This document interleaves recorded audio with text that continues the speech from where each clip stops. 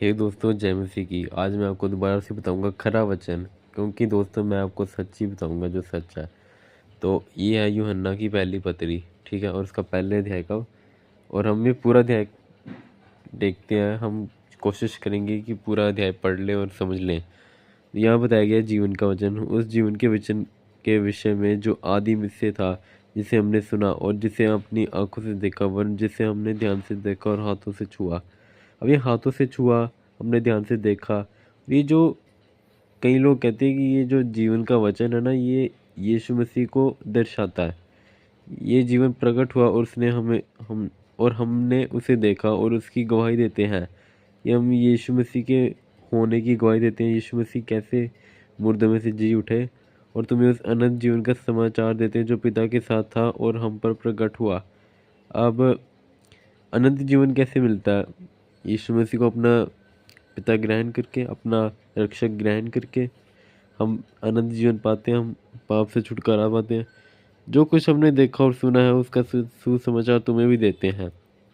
बिल्कुल सही है, इसलिए कि तुम ये हमारे साथ सहभागी हो। हमारे साथ सहभागी मतलब ये जो लोग कह रहे हैं ये मसीह में है, इसलिए वो कह रहे हैं कि हम आपको भी वचन फैलाते हैं ताकि आप भी हमारे साथ सहभागी हो। और हमारे ये सब सहभागिता पिता के साथ और उसके पुत्र यीशु मसीह के साथ भी है। ठीक है, तो हम सभी लोगों की जो सहभागिता है, जो हमारे कनेक्शन है, वो परमेश्वर के साथ भी है और पुत्र यीशु मसीह के साथ भी है। और ये बातें हम इसलिए लिखते हैं कि हमारा आनंद पूरा हो जाए।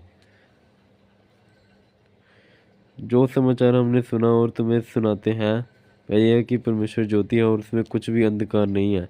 यदि हम कहें कि उसके साथ हमारी सहभागिता है और फिर अंधकार में चले तो तुम झूठे और सत्य पर नहीं चलते। पर यदि जैसा वह ज्योति में है वैसा ही हम भी ज्योति में चलें तो एक दूसरे की सहभागिता रहते हैं, और उसके पुत्र यीशु मसीह के लहू हम सभी के पापों को शुद्ध करता है। यदि हम कहें कि हमने कोई भी पाप नहीं किया तो हम अपने आप को धोखा देते हैं, और वो बात सत्य नहीं है। और हम में सत्य नहीं होगा। फिर यदि हम अपने पापों को मान लें तो वह हमारे पापों और क्षमा करने के लिए बहुत ही विश्वास योग्य, हमारे पापों को क्षमा कर देंगे। यदि हम कहें कि हमने पाप नहीं किया तो हम झूठ कह रहे हैं। दोस्तों ये है कि हमें यीशु मसीह के साथ हमारी संगति है, तो अगर हम दोबारा से पाप करेंगे तो वो फिर हम अपने आप को झूठ साबित कर रहे हैं।